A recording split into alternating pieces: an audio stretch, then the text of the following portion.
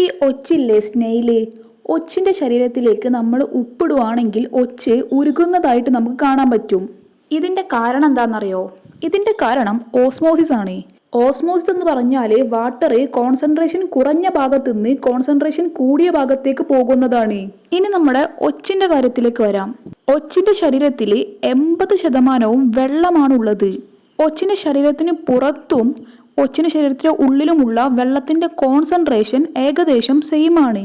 എന്നാൽ നമ്മൾ ഒച്ചിൻ്റെ ശരീരത്തിലേക്ക് സാൾട്ട് ഇടുമ്പോൾ ഒച്ചിൻ്റെ ശരീരത്തിന് പുറത്തുള്ള വെള്ളത്തിൻ്റെ കോൺസെൻട്രേഷൻ കൂടും. എന്നാൽ ഈ ഉപ്പ് ഒച്ചിൻ്റെ ശരീരത്തിൻ്റെ ഉള്ളിലേക്ക് കടക്കാത്തതുകൊണ്ട് ഒച്ചിൻ്റെ ശരീരത്തിൻ്റെ ഉള്ളിലുള്ള വെള്ളത്തിൻ്റെ കോൺസെൻട്രേഷൻ കുറവാണ്. അതുകൊണ്ട് ഓസ്മോസിസ് പ്രകാരം കോൺസെൻട്രേഷൻ കുറഞ്ഞ ഒച്ചിൻ്റെ ഉള്ളിലെ വെള്ളം കോൺസെൻട്രേഷൻ കൂടിയ ഒച്ചിൻ്റെ പുറത്തെ വെള്ളത്തിലേക്ക് സഞ്ചരിക്കും. അതായത് ഒച്ചിൻ്റെ ഉള്ളിലെ വെള്ളത്തിൻ്റെ അളവ് കുറഞ്ഞുകൊണ്ടേയിരിക്കും. അതായത് അത് ഡീഹൈഡ്രേറ്റ് ആവും. അതുമൂലം ഒച്ചിൻ്റെ ശരീരം ചുരുങ്ങി ചുരുങ്ങി ഒച്ച് മരിക്കും. പക്ഷേ നിങ്ങൾ ആരും ഒച്ചിൻ്റെ ശരീരത്തിലേക്ക് ഉപ്പ് ഇടരുത്. കാരണം അതൊരു ജീവനല്ലേ. ഈ ഭൂമിയിൽ ജീവിക്കാൻ നമുക്കുള്ള അതേ അവകാശം ഒച്ചിനുമുണ്ട്.